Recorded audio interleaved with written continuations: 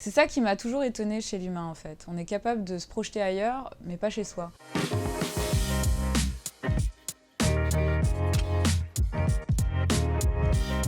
J'ai fait table rase de la viande pour plusieurs raisons.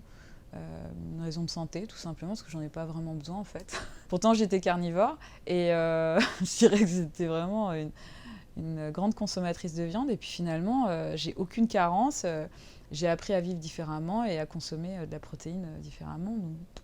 Et ça n'a aucun impact sur ma santé, au contraire, je me sens beaucoup mieux. Maintenant, dans ma philosophie de vie, je me sens encore mieux de savoir que je ne participe pas à cette industrialisation animalière. Courageuse, elle fait peur, les plus puissants, c'est bien. J'espère qu'il y en aura une autre génération de Greta, quoi. Je pense qu'il y a une naissance de petite Greta ou de petit Greta.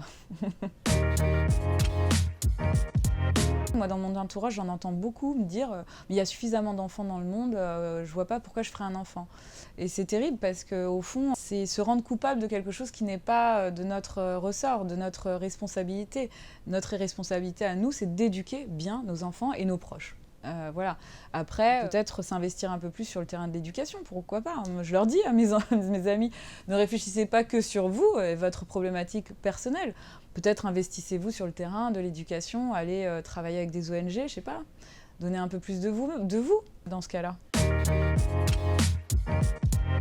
Évidemment que ça coûte beaucoup d'argent de faire, je sais pas, de la consigne. Mais il y a encore des pays qui vivent avec la consigne et ça marche très bien. Ne serait-ce qu'au Rwanda, ils sont revenus à la consigne et ça marche très très bien.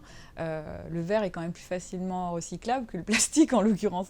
Donc, je sais pas, peut-être que nous aussi, il faut qu'on s'intègre un peu plus dans cette évolution-là et cette réflexion-là et qu'on l'impose finalement. C'est le consommateur, hein, le responsable numéro un. Donc s'il consomme différemment, s'il consomme un peu plus responsable, les industriels vont prendre le pas. Hein.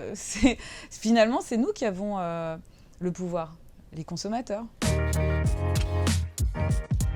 Mais quelle est l'espèce d'humain qui va aller vivre sur une exoplanète sans se préoccuper réellement de ce qui se passe déjà chez lui. C'est ça qui m'a toujours étonnée chez l'humain en fait. On est capable de se projeter ailleurs, mais pas chez soi. Bon, c'est vrai que le problème ici, on ne sait pas trop par quel bout le prendre. Je pense qu'il réside en une politique, en une autorité suffisamment forte pour dire aux gens, les amis, c'est urgent, il faut qu'on travaille vraiment sur des projets pérennes qui visent à sauvegarder ce qui nous reste.